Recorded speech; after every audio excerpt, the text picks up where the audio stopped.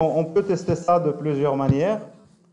Et ce que nous allons faire, donc on va ajouter un script ici. On peut le mettre externe ou ici. Donc je vais le mettre externe, script de .src. Donc on va appeler ça script.js qu'on va créer. Et donc je crée mon fichier script.js. Script.js. Et ici, on va tester donc Ajax. Alors pour tester Ajax, on va commencer par créer une fonction qui nous fait du Ajax. Alors je crée une fonction. Je vais l'appeler get. On va utiliser cette fonction pour appeler la méthode get. Et donc ici, si vous voulez, donc on peut donner des paramètres.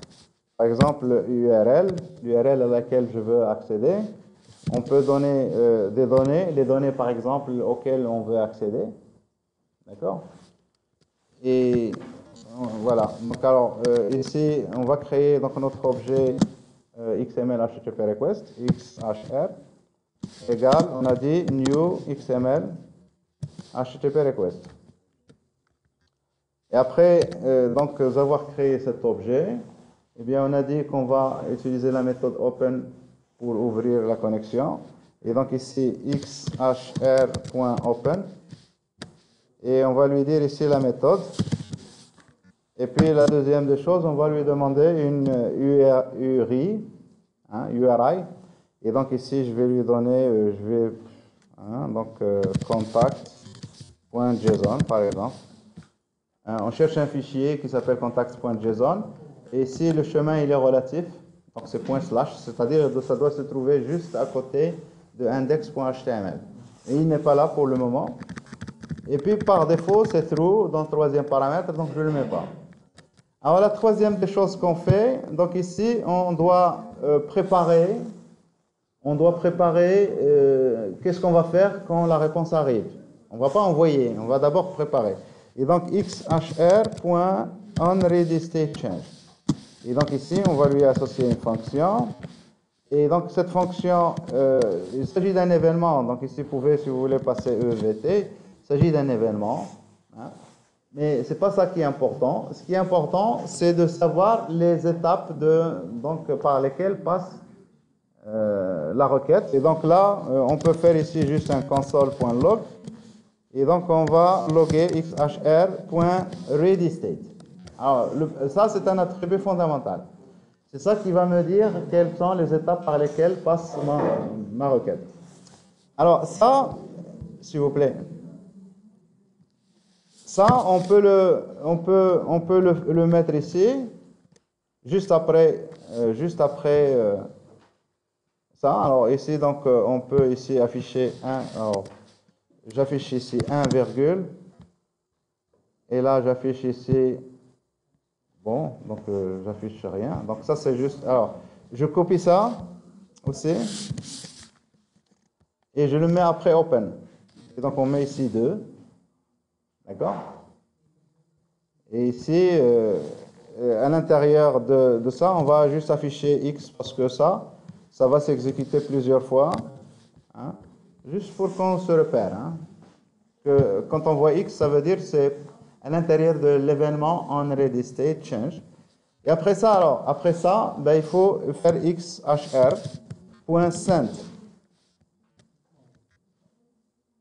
C'est tout. C'est ça, Ajax. La base, c'est ça. Je crée mon objet xhr. J'appelle la méthode open. D'accord? Et donc, je lui donne la méthode pour la méthode open, et je lui donne l'URI, la ressource à laquelle je veux accéder. Et puis, ici, je prépare, ici, qu'est-ce que je vais faire quand la réponse arrive. Bien sûr, il va falloir qu'on prépare ici à l'intérieur. Ici, je fais juste console pour savoir le suivi. Et là, j'envoie ma requête, xhr.send. C'est tout. Et on peut déjà tester ça. Alors, pour tester, donc on inclut notre script ici. On va ajouter ici un autre script pour ne pas mélanger les choses. Script. Parce que là, ça va être script.js, ça va être notre bibliothèque. Hein. Et donc ça, c'est notre code. On va utiliser notre bibliothèque. Et donc ici, je peux directement appeler get. Et alors, ici, j'ai mis, si vous voyez ici, j'ai mis le fichier là. On aurait dû mettre ici URL, vous êtes d'accord? On va passer ça comme paramètre. Et donc ici, je reviens, et donc je get, et donc ici, ma fonction, alors, qu'est-ce que j'ai fait ici? L'URL, et puis les données. Alors, les données, on ne va pas les donner. Et donc, je donne ici juste l'URL, c'est contacts, par exemple, .json, qui n'existe pas. Et on va tester, CTRL S, et donc je suis dans ma page HTML, je la lance, et donc on va inspecter, et on va mettre ça de côté. Vous voyez qu'il y a une erreur. Et donc l'erreur, ça doit être quoi?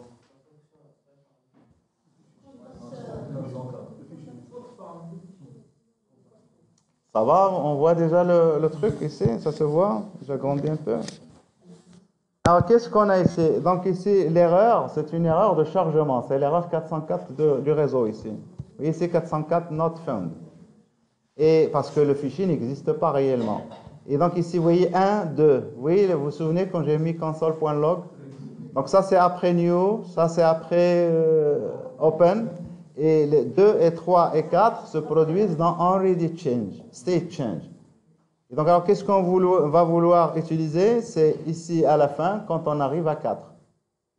D'accord? Alors, ce qui est intéressant ici, je reviens vers mon script ici, c'est ici, on va tout faire. Alors, on va faire des tests ici. Donc, on fait if, et on va tester sur XHR. Point, la plupart du temps, on va tester sur status. Si statut est égal, on peut mettre ça à 200. Est-ce que c'est bon ça? Si vous mettez égal à 200, ça veut dire qu'on avait dit tout à l'heure pour le protocole HTTP, entre 200 et 300. 200 et 300 exclus. D'accord? Donc il faut normalement, on fait ici, if, ça c'est supérieur ou égal à 200 et xhr.status inférieur à 300, strictement inférieur à 300. Là, j'ai une bonne réponse. Donc, on peut, si vous voulez, faire un console.log. Ici, on va mettre les good. Bien. Et else, ici, alors qu'est-ce qu'on va voir sinon? Sinon, donc, on va faire ici bad. Hein, donc, la négation. Et là, on va mettre ici un bad response. Et donc, vous imaginez ici, qu'est-ce qu'on va avoir? Ouais, donc alors ici, donc je fais ça. Oui, ici, alors on a eu bad. Est-ce que c'est bon?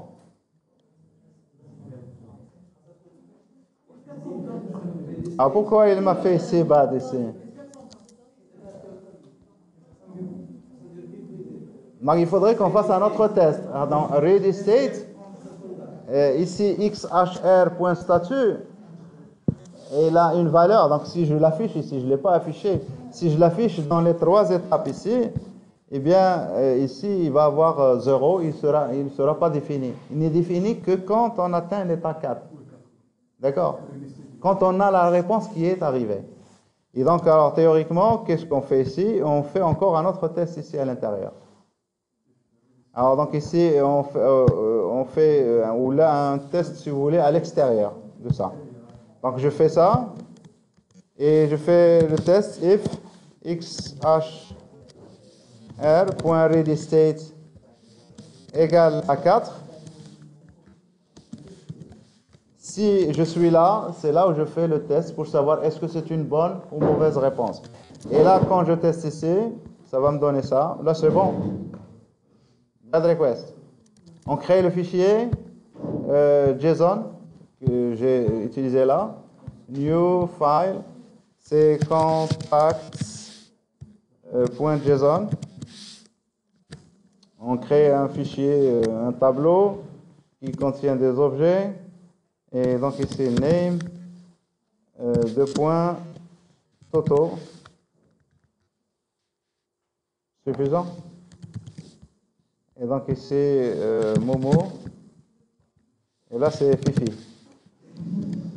Et on enlève ça. Allez, donc il faut que ça soit un vrai, enfin, chez JSON. Donc ici, j'actualise, good. Ça marche, ça veut dire que la réponse, elle est là. Ici, quand j'ai eu good, à ce moment-là, la réponse, je l'ai, et donc je peux l'utiliser. Alors, qu'est-ce qu'on va vouloir faire avec cette réponse? Eh bien, par exemple, on peut ici, tout bêtement, faire un console encore, console.log, et donc la réponse, c'est xhr.response text, par exemple. CTRL S, et donc si j'actualise ici, je vais avoir la réponse, c'est ça la réponse. Et la réponse, ça, c'est du texte, ça. C'est du texte. Je sais, moi, que c'est du JSON. D'accord? Et donc, si vous voulez qu'on traduise ça en JSON, eh bien, on fait ça, JSON, on utilise la bibliothèque, enfin, l'API JSON, c'est JSON.parse, et on va parser ça. Et là, ça va nous donner un tableau, un objet, donc un tableau ici, constitué de 3 objets que je peux directement utiliser. Alors, si on veut lire les en-têtes, je ne sais pas le serveur, qu'est-ce qu'il m'a envoyé comme en-tête. Donc ici, on peut faire par exemple console.log et je peux interroger, ça c'est sur xhr.get all request headers. On va me donner tous les request headers et je vais les loguer. Et après, donc, vous pouvez les parcourir si vous voulez. Alors, je ne sais pas comment il a... Alors, le content type ici, est-ce qu'il l'a mis, content type? Vous voyez ici, automatiquement, le serveur, il est intelligent.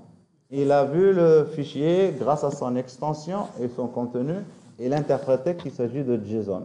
Et donc, moi, je peux me baser sur ça, sur cette information, pour faire appeler directement JSON.parse, parce que c'est du JSON. D'accord?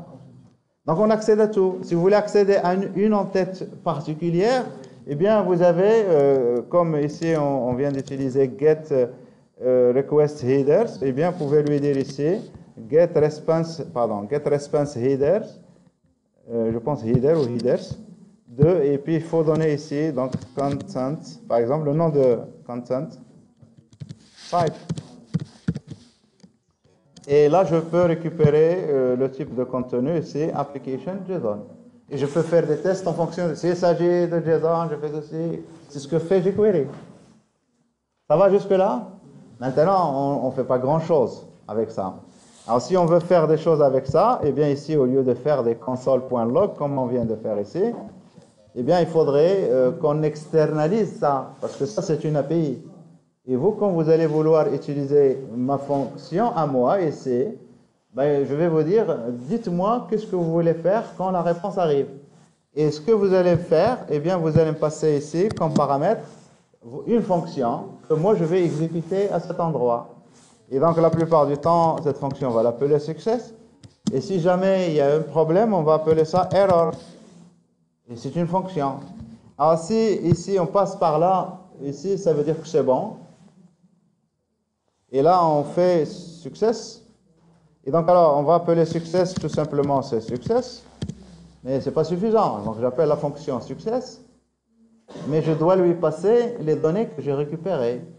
Et donc, les données que j'ai récupérées, c'est xhr.responseText. Ça va? Et si jamais il y a une erreur, au lieu d'afficher le bed ici, donc on va appeler ici error. Et on va passer comme paramètre, on va dire par exemple quel est le statut. Parce qu'en général, on s'intéresse au statut. Pourquoi ça n'a pas marché? Et donc ici, j'envoie xhr.status par exemple, tout simplement. Et je peux envoyer ici xhr.status. C'est vous qui choisissez, hein? Status texte. Vous pouvez aussi envoyer tout simplement complètement xhr si vous voulez, comme paramètre. C'est vous qui décidez sur la signature, ici. Moi, en tant que... Alors, ici, c'est bon. Moi, en tant que développeur, j'utilise l'API, ici. Je fais get. Je dois donner le deuxième paramètre, c'est data. Bon, je vais faire ici nul. Je passe rien. Et la troisième, c'est une fonction, function. Vous pouvez la définir ici, anonyme. Mais vous pouvez la définir et vous lui donnez un nom, comme ça. Et pour error aussi, je lui donne un nom et je la définis à part. Je définis ma fonction ici, function success. qui doit avoir un paramètre, c'est, donc je vais appeler ça data. Je le sais, parce que ici, c'est moi qui l'injecte ici en appelant votre success. Vous voyez ici.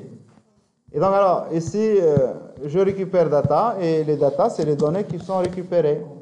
Et qu'est-ce qu'on va faire? On va faire tout simplement, comme tout à l'heure encore, on fait console.log. On est en train juste de tester console.log data. Et si jamais il y a une erreur, eh bien, je définis ma fonction ici, function, qui s'appelle error, et qui pour moi admet 3 paramètres, mais je peux ne récupérer qu'un seul paramètre. Je récupère juste le premier qui est le status, et je fais console.log status, donc ici c'est ER, j'appelle ça erreur. Ça va, c'est bon? Alors, success, donc il manque un S. Ouais. Là, c'est bon. Donc, on peut déjà tester. Donc, je passe ma fonction ici. Et donc, si j'actualise ici, eh bien, ça marche toujours. Si, par contre, je fais ici contact au lieu de contact, le fichier ne va pas être trouvé. Et donc, ici, on a 404. J'affiche 404. Ça, c'est le résultat. Si je fais ici, je prends le deuxième paramètre, et donc je l'appelle txt, c'est le statut. Je fais console.log error et le txt, eh bien, ça va m'afficher aussi le statut, c'est not found. C'est bon, c'est banal. Hein? Alors, maintenant, bien sûr, moi, je veux faire une vraie bibliothèque. Je veux faire du get, je veux faire du post, d'accord? Je veux pouvoir, alors, quand je dis get, je récupère une ressource, je veux post, je récupère une autre ressource, etc. Mais je veux aussi que quand j'envoie une requête, hein, quand j'envoie, je peux envoyer des requêtes avec des fichiers, etc. Ça, donc faire du Ajax, c'est pouvoir tout faire, pratiquement tout. Alors ici, donc, comment on va faire? Eh bien, il faudrait s'organiser au niveau de votre code. Alors, je vais juste changer un peu la structure de mon truc, et on va créer une sorte de bibliothèque. Donc, je crée ici une variable, je vais appeler ça lib. On peut changer le nom de ça après, et ça va être un objet, comme ça. Et donc ici, ma fonction qui s'appelle get, donc je vais faire ici lib.get égale function. Ça vous va ça? C'est bon? C'est juste un objet ici que je crée qui est vide. Et ici, je prends l'objet, je lui ajoute un attribut qui s'appelle get. Et cet attribut, il s'agit d'une fonction. Et donc ici, si je veux utiliser ma fonction ici, je dois ici écrire lib.get, tout simplement. Ça va, c'est bon? Parce qu'il s'agit d'une librairie. Si vous utilisez une fonction qui s'appelle get, eh bien, ça peut poser un problème par rapport à... Hein?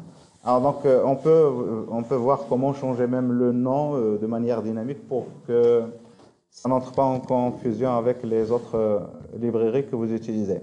Donc, alors, maintenant, ça, c'est get. On teste un peu pour post.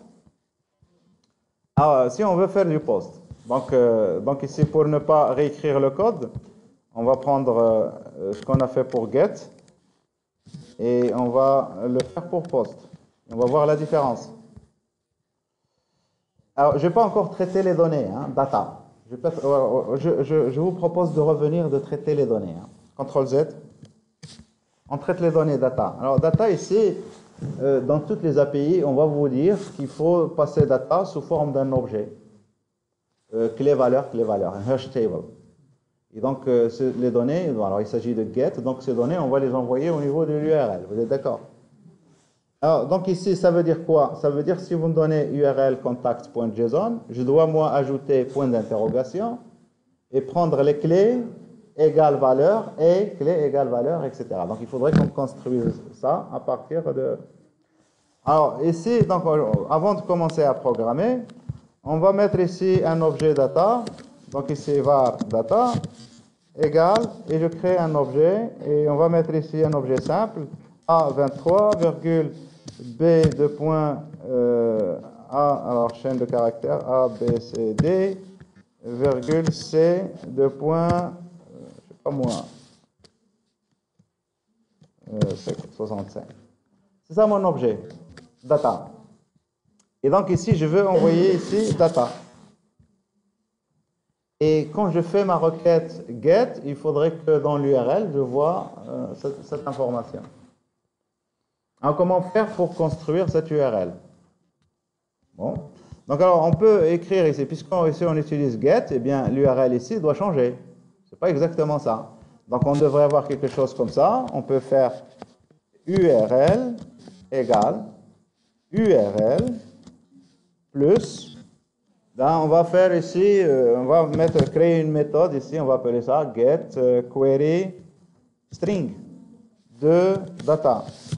Comme ça, on va sortir ça de. Hein? Et puis ici, puisqu'il s'agit de mon objet libre, je peux la définir directement au niveau de mon objet libre. Donc, je fais this.getQueryString. Et ça va être une fonction utilitaire pour moi. Et donc, ici, je fais lib.getQS égale function. Et je lui passe ici data. Alors, je lui passe data. Oui, entre parenthèses, bien sûr. Data. Et j'ouvre les accolades. Et alors, qu'est-ce qu'on va faire ici? Voilà, donc on va retourner. Alors, est-ce qu'on a mis ici dans point d'interrogation? Ici, on n'a pas mis. On ajoute ici le point d'interrogation, c'est mieux?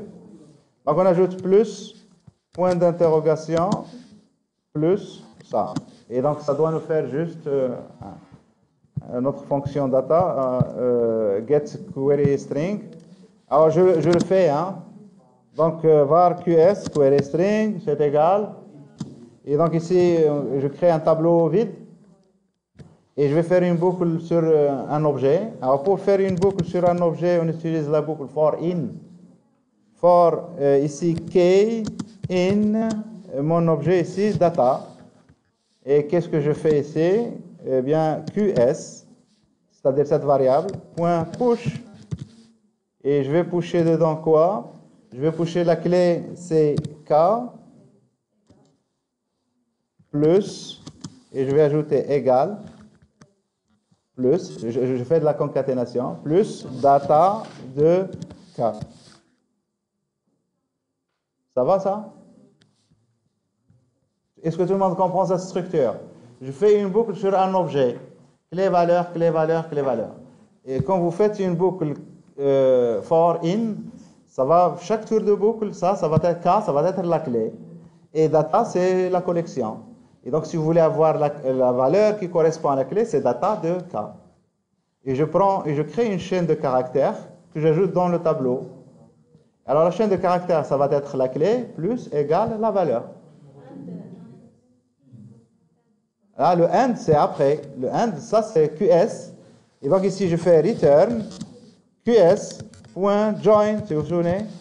Il s'agit d'un tableau ici, et je vais le joindre avec le A. Ça va jusque-là? Je vais prendre tous les éléments et je vais les joindre avec le A. Alors, voilà, donc ici, je peux utiliser ça ici. La query string, comme on va pouvoir l'utiliser tout à l'heure aussi au niveau de post. Parce que post, si vous voulez envoyer des données dans le corps de la requête, eh bien, vous pouvez le faire. Comme ça. Alors, on va tester. Alors, ici je teste, j'envoie les données, ici. Et théoriquement, on devrait avoir ça lié avec ça. Donc, si on fait ça, on teste. On a quoi? Oui, donc on a toujours oui, l'erreur, bien sûr. Donc, je reteste ici. Alors, donc ma requête, donc pour qu'on la voie, il faudrait qu'on aille vers network. Et donc ma requête, c'est ça, contacts.json. Si on va aller voir, alors je remets ça en bas un peu. Est-ce que vous les voyez, les données? Ça va? Et donc là, on est en train d'inspecter en vrai. C'est la requête qui a été envoyée au serveur. Et donc on peut récupérer ces données au niveau du serveur et les utiliser au niveau du serveur pour décider sur la réponse qu'on va envoyer en fonction de ces paramètres. Alors, je remets ça de côté. On va faire quand même, on va afficher les trucs, on va afficher des trucs ici. Hein, au lieu d'exécuter ma requête. Et donc là, vous allez m'aider.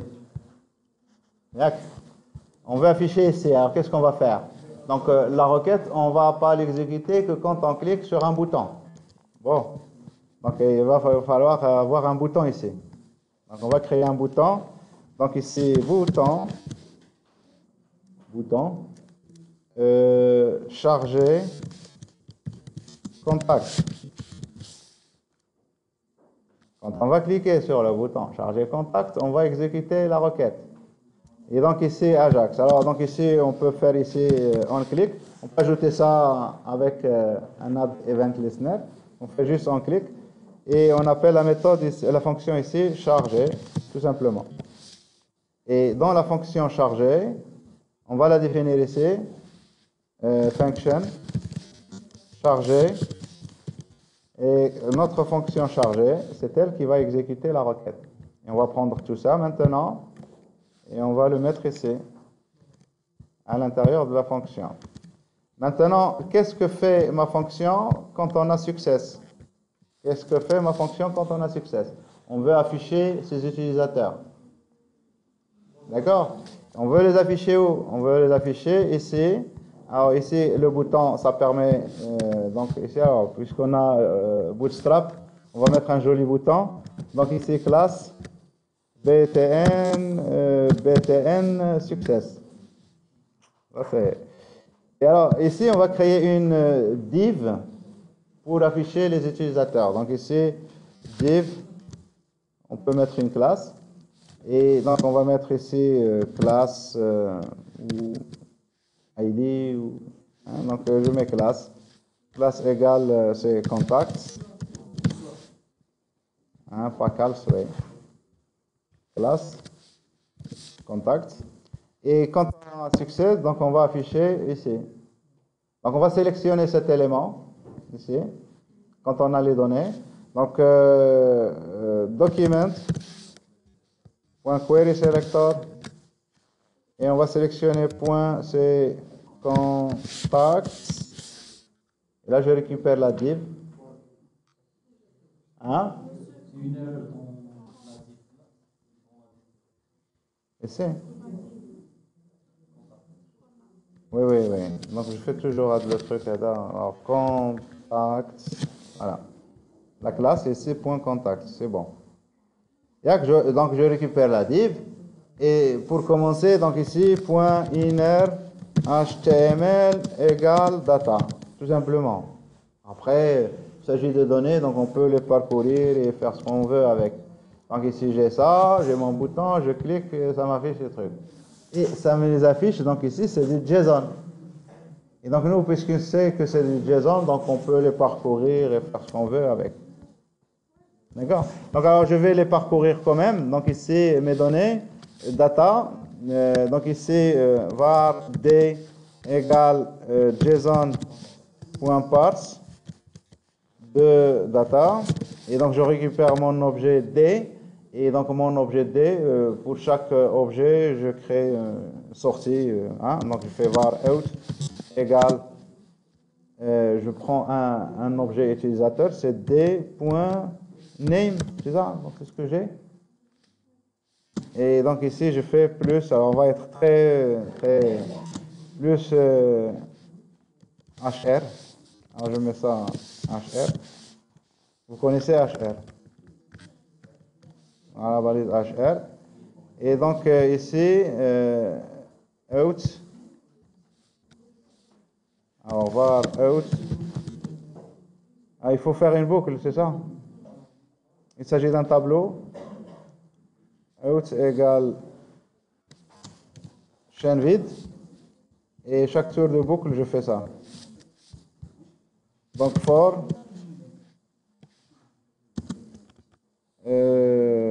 var I égale 0, point virgule, I doit rester inférieur à D.length, c'est ça? Point length, GTH, point virgule, I++, et chaque fois je fais out plus égal. Et j'ajoute ça. Voilà. Et là, je fais oui. C'est pas très inspiré comme truc, mais ça va me permettre au moins d'afficher des trucs. Undefined. Alors, undefined, ça veut dire qu'il n'a pas retrouvé mon truc. Alors, mon context.json, on anime ici. On a un tableau d'objets. C'est ça? Chaque tour de boucle ici, je vais avoir un objet, c'est ça? Alors, ouais, ça va parser, donc ici, mon objet, et je vais avoir un objet array. Ça, vous êtes d'accord? Je vais avoir un tableau. Alors ici, c'est juste ici D de I, ici. D de I. Voilà. Le ième élément que je parcours. Et donc, bien sûr, je vais avoir Toto, Momo et Fifi. On accède et on les affiche. Pas de problème. Alors maintenant, si vous voulez faire post, c'est bon pour get. Donc, alors pour post, qu'est-ce qu'on va faire? Eh bien, on va copier get et on va faire juste les modifications. Alors, je copie get, CTRL-C, CTRL-V. Et ici, donc, au lieu de get, on va appeler ça, alors, au lieu de get, CTRL-Z, on va appeler ça post. Post. Et donc, on va envoyer toujours l'URL, on va envoyer les données, qu'est-ce qu'on veut faire au cas de succès et qu'est-ce qu'on veut faire en cas d'erreur. Alors ici, donc, le log, ça, tout ça, on va enlever, hein. Vous êtes d'accord? C'est juste une surcharge qu'on a fait tout à l'heure pour comprendre ce qui se passe. Alors ici, l'URL, donc ici, ça, on n'a plus besoin. Aussi, donc, on enlève. Donc, il faut envoyer l'URL tout court. Il n'y a pas de... Maintenant, après ici, dans send, eh bien, c'est ici, on va envoyer, c'était la fonction tout à l'heure, this.getQueryString. De data, c'est ça? Vous vous souvenez? On l'a utilisé ici, la fonction ici. Parce qu'on veut envoyer les données, ben, il faut envoyer ces données dans le corps maintenant, au lieu de... Alors, on va essayer. Donc, donc je reviens vers mon code. Ouais. Oui, donc dans la fonction open, il faut mettre post, c'est ça? Ici, post. En général, on met ça en majuscule. Moi, je mets en minuscule. Ouais. Hein? Ici, donc il faudrait qu'on le définisse. Ouais. Comment les données sont envoyées ici? Et donc ici, je les envoie URL encoded. Il faut le dire dans une en-tête. On l'avait dit tout à l'heure dans les slides, si vous vous souvenez. Il faut mettre set request header.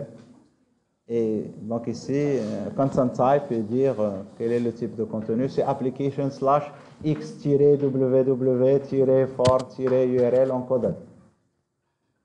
Bon, je vais vous montrer si vous ne vous souvenez pas, pour s'en souvenir de ça. Mais donc si je fais ça juste comme ça, est-ce que ça va marcher? Bon, on va essayer quand même. Hein. Donc, on va essayer. Donc, ici, si je reviens et je reteste, on n'a pas mis get ici dans ici dans HTML. Alors, ici, c'est où? C'est post ici. Post. Et on envoie exactement les données de la même manière que tout à l'heure. Donc, je fais ça et je fais ça. Alors, je fais ça. Ça marche. Et ça a marché, hein? Mais la question ici, est-ce que les données sont envoyées? Eh bien, pour le voir, ben, il faut aller vérifier ici au niveau de ma requête. Effectivement, ici, c'est post. Alors, je vais remettre ça en bas, s'il vous plaît. Vous voyez ici, c'est post. C'est bien post. Mais est-ce que ici, il y a les données request payload? Vous voyez ici, les données sont là. Est-ce qu'ils seront récupérés de l'autre côté? On va voir. Alors, donc ici, oui, ils sont bien. Alors, je réactualise encore une fois pour qu'on s'assure. Donc, je clique. Oui, ils sont envoyés. Et donc, automatiquement, sans faire de set request header, moi, je pense qu'il faut absolument le mettre. Et donc, on verra. Hein. Donc, il faudrait qu'on teste dans le cas général. Surtout,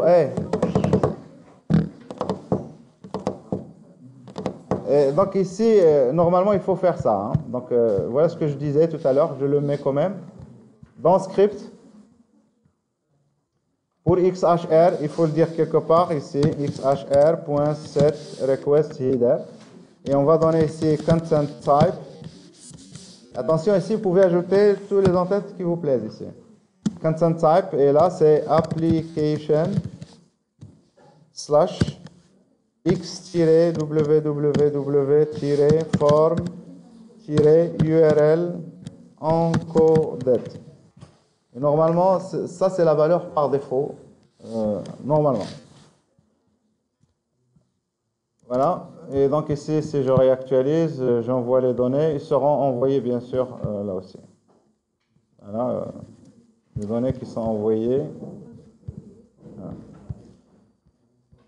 Et donc ici, on les voit, ici, ils sont plus, c'est pas comme tout à l'heure. Hein. Donc il y a quand même un changement, parce que ici, je ne fais que envoyer les données. Mais est-ce que les données arrivent de l'autre côté? Est-ce qu'ils sont envoyés réellement? Et donc il faudrait qu'on teste.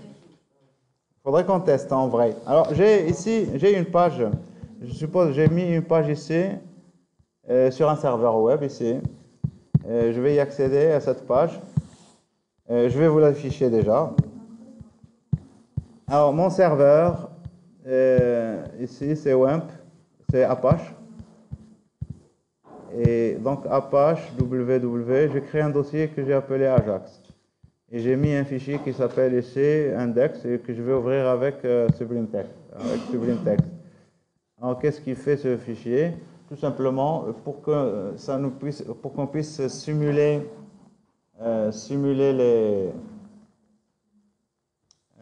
donc les vraies requêtes, parce que le serveur se trouve sur ma machine. C'est très rapide. Dans la vie réelle, ça prend du temps. Donc ici j'ai appelé c'est du PHP, j'appelle une fonction sleep qui va dormir pendant 2 secondes et après le code continue. Et là, je récupère tout ce qui a été envoyé par requête get et tout ce qui a été envoyé par requête post et tous les fichiers qui ont été envoyés s'il y a des fichiers. Et j'affiche ça, tout simplement. J'affiche ça. Alors, si je fais une requête maintenant à ce fichier, donc on va revenir à Sublime Text. En seconde. Ouais, en seconde. Donc ici, pour tester, au lieu de tester sur contact, je vais tester sur mon fichier là. Et c'est http://localhost /Ajax. Et là, ça écoute sur le port 80. Je ne sais pas la peine de le mettre sur le port 80. Ajax /. Et là, il y a index qui va automatiquement s'exécuter. Si vous voulez, index.php. Index.php. Donc, si vous voulez, donc, vous mettez toute l'URL. Et donc, on reteste. Et alors, ce que je récupère, il devrait me l'afficher. Alors, c'est où mon truc ici? Donc, on va mettre console pour voir s'il y a des erreurs. On remet ça de côté ici. Il y a quelque chose qui ne va pas? Ouais. Je ne sais pas. Donc ici, le nom du dossier, c'est pas celui-ci. Hein. Le dossier, c'est celui-là. C'est Ajax. Et donc, pour aussi avoir le cœur net, vous faites ça. Je fais localhost Ajax. Hein, et théoriquement, je devrais avoir quelque chose qui va... Hein, vous voyez, get, array, etc. C'est ça ce que je veux récupérer. D'accord? Alors ici, s'il vous plaît, si je fais ça, A égale 34, et théoriquement, je devrais, alors, vous voyez ici que je récupère le paramètre que j'ai envoyé au niveau de A. Mais si j'envoie des trucs au niveau de post, c'est bien pour faire ça, je peux le faire avec Postman, on a vu tout à l'heure. Mais là, je le fais directement avec Ajax. Alors ici, donc c'est là où ça va se passer. Alors ici, syntax error, unexpected token, position. Alors c'est où ça? C'est dans mon fichier index.html. Dans la ligne, et c'est parse. Oui, alors donc ici, on n'a pas parsé ici. On va prendre tout simplement data et on va l'afficher ici. Data, on va l'afficher. Alors, pour que ce soit plus intéressant, ici même, donc je vais faire ici prêt, pour que ça garde le format des données qui ont été envoyées. Et on reteste. J'actualise pour recharger mon nouveau code. J'exécute et voilà, ça marche. Il y a que c'est du poste, ça. Ah, voilà. Donc, alors, merci. Merci de me l'avoir rappelé. Maintenant, la question, si j'enlève ça, est-ce que ça va envoyer? CTRL S. J'actualise. Je envoie ma requête. Ça prend du temps, hein, 2 secondes. Si, ça envoie. Donc mes connaissances sont un peu vieilles. Mais l'essentiel, c'est que ça marche. Alors, on essaye get, déjà. On essaye get au lieu de post. Alors, c'est où? C'est ici. C'est juste maintenant du côté de l'utilisateur. Lui, il choisit de mettre get. Eh bien, il fait get. Et ça devrait faire la même chose. Donc, ici, j'actualise. Mais les données ils seront récupérées ici au niveau de la méthode de get. Oui, ici. Côté serveur, je sais qu'une requête a été faite de type get. Et là, je reçois les données. Maintenant, si on veut envoyer des fichiers. Si on veut envoyer des fichiers. Alors, vous pouvez dire que c'est simple. Alors, enfin, c'est compliqué. Mais pour envoyer des fichiers, ben, il vous faut forcément un formulaire quand même. Vous êtes d'accord? Pour présenter à l'utilisateur une interface pour qu'il puisse ajouter. Bien, là, c'est vraiment, Ajax devient très facile. Beaucoup plus facile que ça. Donc ici, je vais créer un formulaire dans ma page. Alors, je le fais juste ici après le bouton. Je le fais après, ouais, je fais après le bouton, après ce bouton ici. Alors, donc mon formulaire, c'est un form. Action, je vais enlever l'action, il n'y a pas d'action. Mais ici, si on veut envoyer des fichiers, Enctype, vous vous souvenez d'Enctype? Et là, vous avez le truc qu'on a utilisé tout à l'heure. Et quand vous dites URL encoded, ça veut dire que vous ne voulez envoyer qu'une paire de clés-valeurs, clés-valeurs, clés-valeurs. Mais si vous voulez envoyer des fichiers, vous êtes obligé de changer ça, de mettre multipart form data. Et à partir de là, je peux envoyer des données. Et deuxième chose ici, fondamentale ici, c'est la méthode. Parce que la méthode par défaut, c'est get. Si vous voulez envoyer des fichiers, ben, il faut utiliser post. Et donc ici, on va créer un champ input. Ici, type text. Ici, name égale name, par exemple. Et ici, placeholder. Placeholder. Entrez votre nom, name. Et BR, CTRL Z, BR, pour revenir à la ligne. CTRL Z, BR. Et là, je crée pour mes fichiers, pour envoyer des fichiers, type ici, file. Et ici, donc je lui donne un nom, name égale photo, par exemple. Vous voulez envoyer votre photo. Et après, alors donc on va mettre encore un BR ici. Et là, on va mettre un bouton pour envoyer. Et donc, bouton. Et là, il faut mettre type égale bouton. Il ne faut pas mettre submit. Si vous mettez submit, vous rechargez la page. Donc, il faut que ce soit un type bouton. Et ici, quand on clique, qu'est-ce qu'on va faire? On appelle aussi charger. D'accord? OK?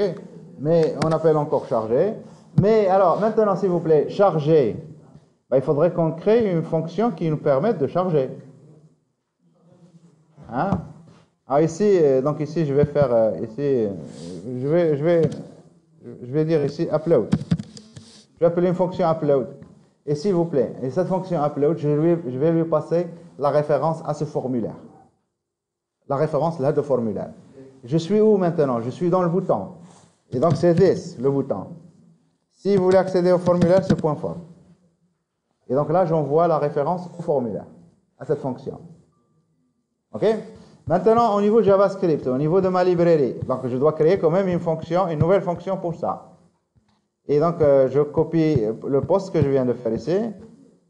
Je fais CTRL-C. Et on va faire les aménagements nécessaires. Donc ici, j'envoie l'URL, toujours, les datas, etc. Je vais appeler ma fonction ici, je vais appeler ça post2. Une autre fonction. Post2. Et alors, qu'est-ce qu'on va changer? Donc ici, ça, on enlève. Ici, on devrait envoyer les données de notre formulaire ici.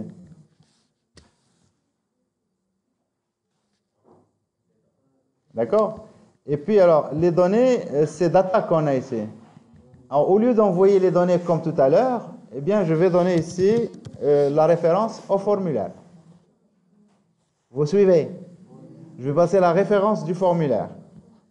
D'accord? Et ici, dans Send, on va créer un objet, new form, qui est fourni, form data, et vous lui passez form. Tout simplement. Et cet objet-là, il va s'occuper de tout, il va aller chercher tous les champs, les fichiers, etc. Il va les injecter. Ça va? Qu'est-ce qu'on a fait? C'est juste post. Mais au lieu de donner les données, ici, on va donner la référence au formulaire. Et au niveau de send, eh bien, on va lui dire ici new form data, un objet form data, dans lequel c'est un objet que vous pouvez créer sans donner de paramètres form. Et il a des méthodes append, etc. Et on peut ajouter des clés valeurs, et on le passe ici. Mais quand il s'agit de fichiers, forcément, vous devez avoir un formulaire. Et c'est plus intéressant d'envoyer les données du formulaire. Comme je peux créer cet objet ici à l'extérieur, et je prends des données qui proviennent du formulaire, et je peux manuellement ajouter encore d'autres données et les envoyer. Donc vraiment, c'est très souple. On va essayer ça. Et donc ici, je crée ma méthode, ma fonction ici. Donc je n'appelle pas ça. Alors, je ne vais même pas appeler ça. Donc, on va créer notre fonction function upload, c'est ça? Upload de ici FRM. On lui passe comme paramètre le formulaire, la référence du formulaire. Et là, je fais lib. C'était post 2. Je lui passe l'URL. S'en fout quelle URL. Donc, je lui passe celle de tout à l'heure. C'était localhost. Localhost. Alors, HTTP, bien sûr. http://localhost/ajax, le dossier Ajax, /. Je vous rappelle que ça, c'est pour qu'on voit qu'est-ce que le serveur a reçu. Hein. Virgule. Alors, les données ici, c'est FRM. Et success. Qu'est-ce qu'on va faire avec success? Bon, on envoie comme tout à l'heure, on va appeler les fonctions success de celles-là, ici, qui sont définies ici. Je vais les prendre. CTRL X, et je vais juste les sortir. Comme ça, ils vont devenir publics. Hein, tout à l'heure, ils étaient privés à l'intérieur de cette fonction. Maintenant, ils sont publics. Et je vais les appeler. Donc, success, virgule, error. S'il y a une erreur, j'appelle la fonction error. Si on teste, j'actualise. Alors, j'ai ajouté un bouton. J'aimerais bien qu'il soit joli, le bouton que j'ai ajouté ici. Hein, donc, on va faire ici, donc, classe, btn primary, hein, pour que ça soit bleu. Et donc, si je... Alors, on n'a rien mis dedans. Donc, dans notre bouton, on va mettre ici upload de fichier. Upload de fichier. Si je fais un upload d'un seul fichier, mais on peut faire upload de plusieurs fichiers ou combiner à des données. Donc ici, si je clique là, après un certain temps, il va me dire qu'au niveau de poste, ici, il n'y a rien. Et là aussi, il n'y a rien. C'est bizarre. Et là, il y a eu une erreur. Ici. Est-ce qu'on a affiché l'erreur? Hein? On n'a pas mis le... Quoi? Ah oui, on n'a rien envoyé dans notre formulaire. Oui, bien sûr. On n'a rien envoyé. Donc, je me disais... Alors, donc, on va envoyer quand même un toto. Hein? Et on va envoyer un fichier quelque part. Allez, donc, voyons, un fichier. Et je fais ça. Et bien sûr, il faut envoyer quelque chose. Et là, on va voir donc name ici qui correspond à Toto. Et que mon fichier, voilà le fichier que j'ai envoyé, voilà son nom. Et il arrive au serveur, je peux le récupérer, il est dans cet endroit, dans le système fichier du serveur. Et erreur ici égale 0, il n'y a pas eu d'erreur. Et donc la taille du fichier, c'est ça. Donc on peut faire du Ajax avec des fichiers sans problème. Alors si on veut afficher pour finir, enfin, donc si on veut améliorer notre bibliothèque ici, notre bibliothèque, il s'appelle lib. Si je veux l'appeler autrement, je fais quoi? Si on veut l'appeler autrement, on fait quoi? on va l'appeler jQuery. Ouais. On l'appelle Ajax, par exemple. Donc, il faudrait que j'aille changer un peu partout Adlib. D'accord? Vous êtes d'accord? Alors, une méthode pour faire, hein, donc pour isoler votre bibliothèque, et donc je fais CTRL-A, CTRL-X, j'ai tout copié, et on va utiliser les fonctions IIFE. Alors, ça, c'est initially, mais les fonctions qui sont appelées automatiquement une seule fois. Donc, alors, vous faites function. C'est des fonctions qui sont auto-appelées. Hein. Quand vous mettez une fonction comme ça, et comme ça, cette fonction, elle est exécutée automatiquement la lecture. Si vous ne mettez pas les parenthèses, si vous ne mettez pas ça, hein, la fonction ne sera pas appelée. Alors, il y a plusieurs manières pour faire ça. Et donc, moi, je fais ça. Et donc, tout ce qu'on a écrit, nous, je le fais ici à l'intérieur. D'accord? Et donc, il s'agit d'un truc qui est à l'intérieur de la fonction. Mais moi, je veux accéder à lib. Mais je veux pouvoir y accéder avec un nom qui peut être différent. Et donc, ici, je mets ici lib. Ça veut dire que la variable ici, lib, c'est ça. Vous êtes d'accord? Donc, je obtiens lib, ici, je fais ça, etc. Maintenant, si je veux modifier le nom de ma librairie, eh bien, je peux mettre ici, je vais envoyer ici, par exemple, Ajax. Ça va?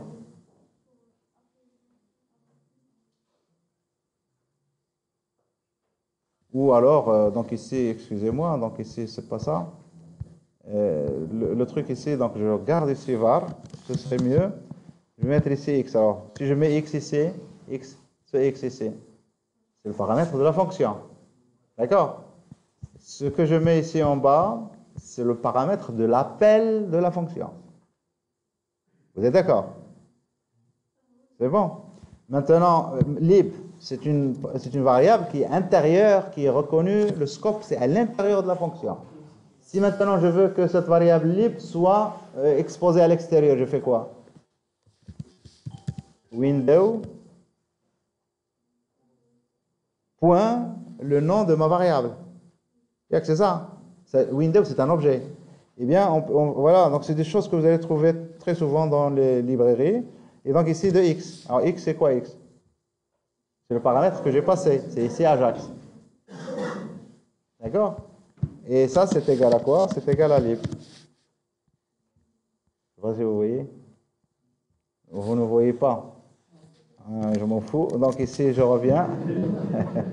L'essentiel ici, c'est que je devrais avoir ici Ajax, l'objet Ajax. Et si j'écris Ajax.get, que j'ai fait tout à l'heure, je l'ai la fonction get. Si j'écris ici .post, je l'ai la fonction post. J'ai la fonction post2. Et ce qui est intéressant ici, si je veux modifier le nom de la librairie, qu'est-ce que je dois modifier? C'est juste là où je vais modifier le nom.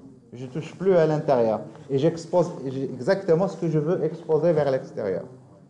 Et à partir de là, donc ici, si je veux que mon code fonctionne maintenant, ici, au lieu de mettre ici lib, parce que lib c'est très commun comme nom, hein, lib, appelez votre librairie lib, c'est pas comme, hein, donc, par contre Ajax, là ça va fonctionner, et puis ici Ajax. Et tout ce qu'on a fait tout à l'heure devrait fonctionner encore. Donc si je fais ça, ça va me charger les trucs, voilà, après 2 secondes. Si je fais ça, ça va, alors bien sûr, ça va répondre avec un nom vide, et ici il y a une erreur. Ça veut dire qu'il n'y a pas de fichier qui a été envoyé parce que je n'ai pas renseigné mon formulaire. Si je choisis un fichier et je fais envoyer, là, ça devrait marcher. Il nous reste ici à afficher un truc qui tourne pendant... Comment on pourrait faire pour ça? Comment on pourrait faire? C'est une action qui est propre normalement à l'utilisateur. C'est l'utilisateur qui décide qu'est-ce qu'il veut faire quand il attend. C'est ça? Alors on peut ajouter ici... on l'ajoute, je l'ajoute ici rapidement pour que vous compreniez, s'il vous plaît. Donc ici, je peux ajouter ici une fonction. Je vais appeler ça progress. Ça va? Ici, quand je suis là, juste après ça, je fais ici progress through. D'accord?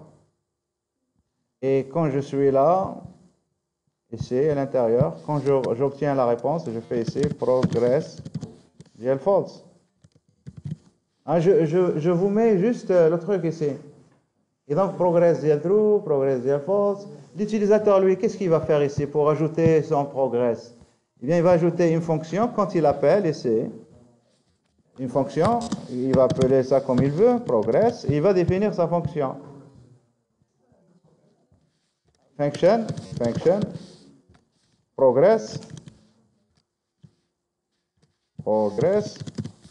et à lui de faire ce qu'il veut ici, en fonction de deux trucs ici. Alors bien sûr, progress, state. Et state, il va avoir la valeur true. Quand c'est true, ça veut dire quoi? Ça veut dire qu'on est en train d'attendre. Et quand c'est false, ça veut dire que c'est arrivé. Parce que il faut afficher quelque chose, et quand la réponse arrive, il faut l'enlever. Donc vous avez deux états. Et donc cette fonction, il est appelée deux fois, vous êtes d'accord? Ouais. Si on veut par exemple ajouter un coup? Un compteur. Compteur de quoi? Par exemple, mesurer combien de temps il faut pour compléter l'action. Donc on peut faire un listener sur le DC, c'est-à-dire écouter. Alors, donc vous avez un événement progress que vous pouvez utiliser. Donc je vous montre cet objet-là, progress. Alors pour le montrer. Donc déjà ça c'est bon, ici on fait rien avec notre, c'est juste pour pouvoir continuer à utiliser ma fonction. Et au niveau des scripts, dans get ici, je vais juste faire ici un console.log xhr. Console.log xhr. Et je vous montre ça, et donc après, donc il faut voir, parce que sinon il va falloir faire vos propres implémentations. Alors il y a un problème ici. Objet lib.get, alors j'ai encore des lib.get quelque part. Ah oui, ça c'est bien ça. Ça c'est bien. J'ai fait une modification et ça a entraîné une erreur parce qu'on n'avait pas tout testé. Et si vous lisez ici, il me dit ici objet.lib.get, etc. Il y a un problème quelque part ici. Alors c'est dans script ligne 10. C'est dans index. Un progress. Progress, ouais. Et là c'est progress. Il doit y avoir encore des erreurs. Hein. On clique du bouton. On clique. Ici. On a chargé. J'appelle chargé. Pas de problème. Donc alors, il se peut qu'il y ait encore, il doit y avoir des erreurs. Alors là, c'est progress. Script is not a function. Oui, donc alors ici, j'ai défini ça ici dans upload, c'est ça. Et donc ici, je ne l'ai pas défini. Oui, ça c'est un truc que je n'ai pas traité. Hein. Et donc je vous montre, ça c'est un problème réel. Alors ici, je reviens le get. Hein, moi, l'utilisateur, je ne vais pas lui dire obligatoirement tous ces paramètres, il faut les passer. Donc comment on va faire pour ça? Alors, je vais commencer à les traiter les uns après les autres. Le progress AD, il n'est pas envoyé ici. Quand j'ai appelé la fonction, m'a dit je progresse. Et donc alors, il faudrait, donc alors, ici on fait data égale data. Si l'utilisateur a envoyé data, ça c'est juste une approche simpliste ou optimiste, on va dire. Ou objet vide. D'accord, parce que tout à l'heure, on va faire get query string et on va vouloir parcourir un objet data. Et si cet objet data n'existe pas, il va y avoir un problème. Donc au moins, on va préparer un objet vide. Maintenant, pour success, l'utilisateur aussi, success. Si l'utilisateur n'envoie pas success, eh bien success, ça va être égal à success ou ici function de walou. Donc vous faites une fonction qui fait rien. Voilà. Et on fait pareil pour l'autre et pour l'autre. Et donc ici, ça c'est pour error. Et là c'est pour error. Et donc bien sûr, il doit y avoir une manière beaucoup plus intelligente de gérer ça. Mais je vous donne juste un truc ici qu'on peut utiliser. Alors progress. Si l'utilisateur envoie progress, on prend progress. S'il n'envoie pas, on va utiliser une fonction vide et donc il n'y aura pas de problème. Et donc ce genre d'erreur que j'ai eu ici, normalement il ne devrait pas y arriver. Le genre d'erreur. D'accord? Mais ici, alors, voilà. Donc alors je voulais tout à l'heure, je sais pas, donc j'ai fait tout le tour pour vous montrer qu'au niveau de l'objet XML HTTP request, vous avez un objet qui, il s'appelle ici, donc un attribut upload, qui va vous retourner, donc ici, un objet, une méthode, ici, qui va vous retourner un objet de type XML HTTP request upload. Et ça, donc si vous allez chercher, donc alors on va chercher où? On va chercher donc sur Internet. Et on aurait pu ajouter MDN, et donc vous voyez ici, upload. Et là, vous allez trouver qu'il y a plusieurs événements qui vont nous permettre de suivre le processus de l'upload de manière très précise. Mais l'autre revers, c'est que ce n'est pas pris en charge par tous les browsers. Alors, vous avez les événements ici, on load start, quand le chargement commence, on progress, c'est ce que je viens de... On abort, si on annule pendant le cours de la requête, j'ai envoyé une requête et j'annule au milieu. En erreur, s'il y a une erreur, on load quand c'est chargé, en timeout, ça on n'a pas traité aussi. Si le timeout arrive avant que la réponse arrive, et puis on load end, la fin du chargement. Et donc si vous voulez, donc, je vous invite à aller chercher à ce niveau. Voilà. Alors juste ici, vous voulez qu'on continue ou on arrête? Alors il est quelle heure? On arrête? Alors, je vais quand même ajouter, parce qu'il y a les promesses, il y a quelqu'un qui a envoyé sur Slack, je l'ai vu, il a envoyé les promesses. Je suppose qu'il y en a qui ont vu la vidéo, il y a les promesses. Alors, si vous voulez voir les promesses, savoir finalement les promesses, vous allez ici, promise, j'ai vu ça, donc la documentation au niveau de MDN, vous avez ça. On vous dit, the promise object is used for asynchronous computation. On est dans le cas ici, asynchronous computation.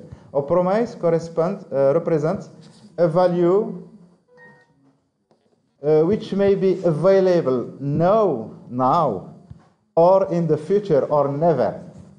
Ça représente une valeur qui peut être maintenant, dans le futur ou jamais.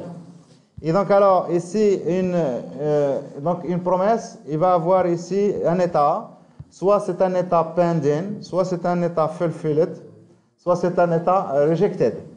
Et donc quand vous créez en général une promesse, la promesse elle est au début dans l'état pending. Et après donc il peut passer soit vers fulfilled, soit vers rejected.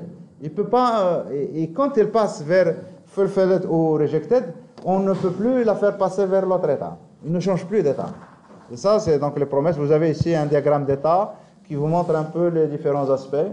Juste pour vous montrer, donc ici, que la plupart des browsers maintenant commencent à prendre en charge promise. Et si vous voulez l'utiliser ici, qu'est-ce qu'on va faire pour changer tout ça? Je vais le faire uniquement pour ici, get. Au lieu de enfin, quand on utilise maintenant des promesses, ça veut dire quoi?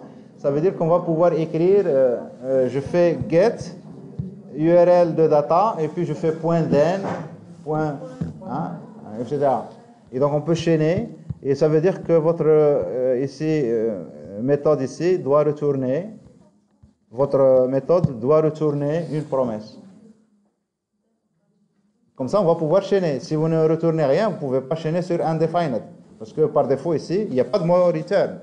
Et donc ici, je fais CTRL-X et je fais return new promise. C'est juste pour voir qu'on ne va pas changer grand-chose. Et là, je crée une promise. Et la promise est là comme paramètre function, une function. Et donc ici, cette function, et c'est dans cette function qu'on va définir tout ce qu'on vient de faire maintenant. J'ai juste copié et collé à l'intérieur. Et ici, donc à cette fonction ici, il doit admettre deux paramètres ici. Et donc le premier, c'est resolve, vous l'appelez comme ça. Cette fonction, il va être appelée quand c'est résolu, virgule ici, reject. Et là, c'est des fonctions. Et ma fonction ici, alors, contre, il est résolu, ça veut dire qu'on est ici. Vous êtes d'accord que c'est là où on a succès? Et donc ici, je fais ici resolve.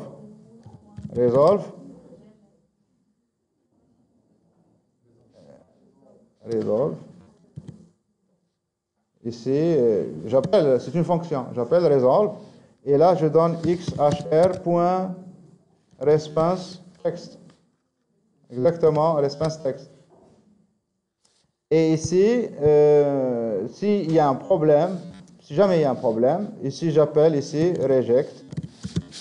Reject de ici xhr.status par exemple. J'envoie juste le status. Qu'est-ce qu'on a changé? On n'a pas changé grand-chose, mais ici maintenant, ça retourne une promesse. Mon get ici retourne une promesse, donc je peux chaîner dessus. Alors ici, je vais utiliser ça dans l'appel, s'il vous plaît. Je vais changer l'appel ici.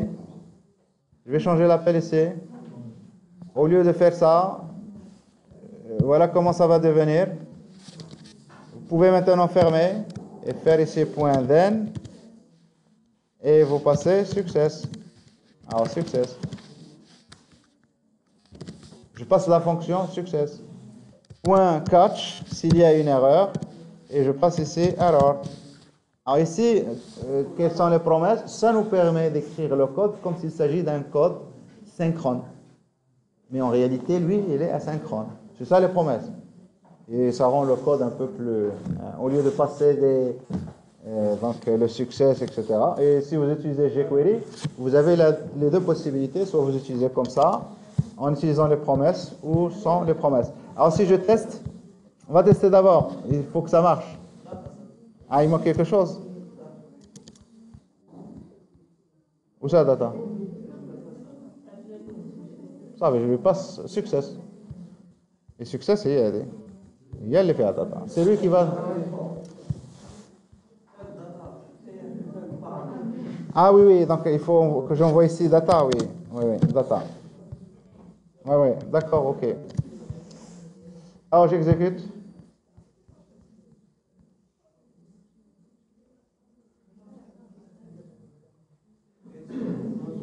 Oui, non, ici c'est bien ça aussi. This.get, vous vous souvenez quand on a vu ES6, le problème de this, avec this, voilà.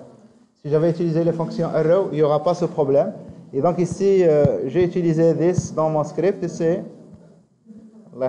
S'il vous plaît. Et ici, alors, je l'ai utilisé, donc je fais CTRL F, this. Je vais utiliser ici this, là. Et donc ici, alors, je vais l'appeler underscore this. Et ça, c'est dans post. Donc j'enlève ça ici, je touche pas ça. Je vais juste dans get, et donc j'ai appelé this quelque part. Et c'est là. Donc je mets ici underscore this. Et je l'ai appelé peut-être ailleurs, non? C'est tout. Alors ici, donc il faut faire ça, parce que là, ici, je fais, regardez, je fais return, ça. Et là, quand je fais new promise, le mot-clé this n'a plus le même sens. Pour moi, ici, je fais ici var underscore this égale this. Vous voyez comment on fait? Et donc maintenant, le underscore, il correspond à this, même à l'intérieur. On appelle ça donc ici les closures. Mais le mot-clé this ici, il pose un problème. Donc là, ça devrait fonctionner. Là, ça marche, oui?